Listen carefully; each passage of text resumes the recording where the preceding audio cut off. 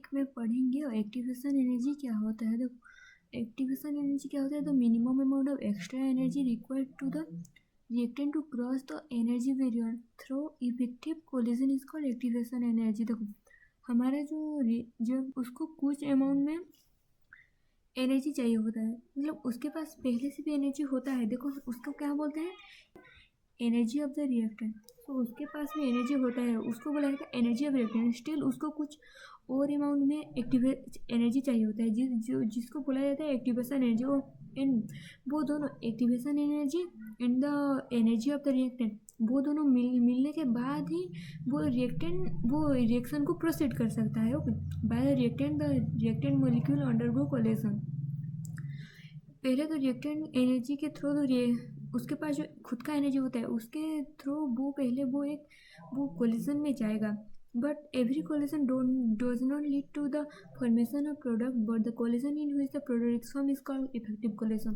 देखो every collision, जब हमारे जो एटम मॉलिक्यूल्स हमारे जो कोलिजन कर रहे हैं, सब में एक्टिवेशन एनर्जी है, उनके पास activation the energy of reactant नहीं होता, बिकॉज वो लोग इफेक्टिव कोलिजन नहीं कर सकते, मतलब वो प्रोडक्ट फॉर्मेशन नहीं कर सकते। बट जिस कोलिजन में प्रोडक्ट फॉर्म हो रहा है उसे हम बोलेंगे effective collision. The amount of energy associated with the reactant molecules through the effective collision is known as threshold energy। देखो मतलब हमारे यहाँ पे एनर्जी बैरियर जो है, देखो ये ड्राइंग देखो क्या, हमारे ये जो होता है ये है, इतना है एक्टिवेशन एनर्जी। वो इतना, रुको, यहाँ पे जो ये एनर्जी पहले से है, ये होता है energy of the reactant. Okay, ये एनर्जी वर्सेस टाइम का ग्राफ है। देखो यहाँ पे एनर्जी ऑफ द रिएक्टेंट पहले से था और हमने उसे क्या दिया, एक्टिवेशन एनर्जी, कुछ अमाउंट में एक्स्ट्रा एनर्जी हमने उसको प्रोवाइड किया। तो उन दोनों को मिला के क्या होता है हमारा थ्रेशोल्ड एनर्जी। देखो यहाँ पे ये क्वेश्चन है, threshold energy is equal to reactant energy plus activation energy. देखो it is equal to E R plus E A. तो हमें एक्टिवेशन एनर्जी का फॉर्मूला हमें निकल सकते हैं, the energy of the threshold energy minus energy of the reactant. देखो यहाँ पे जो होता है, हमारे इफेक्टिव कोलिजन होने के लिए एंड प्रोडक्ट फॉर्म करने के लिए हमारे रिएक्टेंट जो होता है उसको एनर्जी बैरियर जो है उसको पार करना पड़ता है, मतलब उसको टच करना पड़ता है, फिर जाकर वो प्रोडक्ट फॉर्म हो सकता है। तो अभी नेक्स्ट टॉपिक में आएगा एरिनियस इक्वेशन। एरिनियस इक्वेशन लाइक जनरली क्या होता है, हमें लाइक 12th में भी हम पढ़े थे, +3 में भी है, अंडर ग्रेजुएशन बीएससी में भी है। तो ये क्या होता है, मोस्टली ये नॉर्मली हमें किससे रिप्रेजेंट करते हैं, relation between the rate constant and temperature के एंड टेम्परेचर के बिटवीन जो रिलेशन होता है वो लाइक कैसे वो एक दूसरे रिलेट करते हैं, उसको हमें एरिनियस इक्वेशन बोला जाता है। The mathematical relationship between the rate constant and the temperature is known as Arrhenius equation.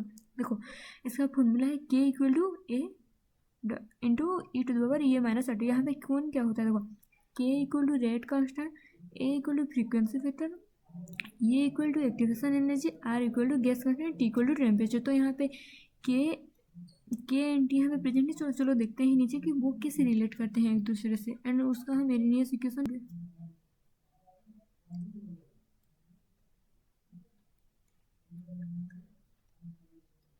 हाँ तो हम दोनों साइड में लर्न ले लेंगे।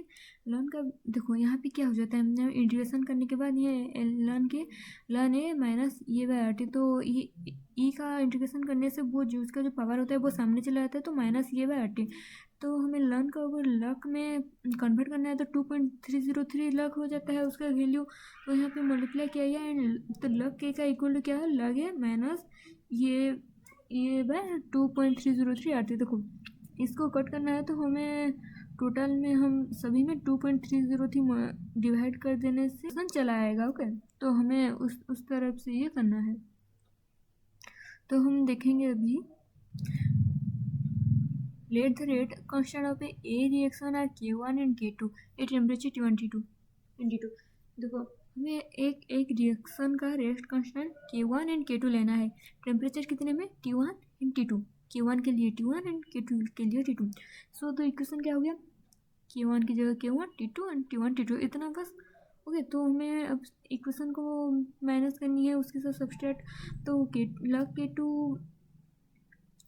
लग K2 माइनस लग K1 इक्वल टू लग है माइनस ये बाय RT, मतलब ये करने से ये इक्वेशन चला आएगा। लग K2 बाई K1 ये 2.303 R into 1/T1 minus 1/T2 ये होता है लास्ट हमारे एरिनियस का इक्वेशन। ओके,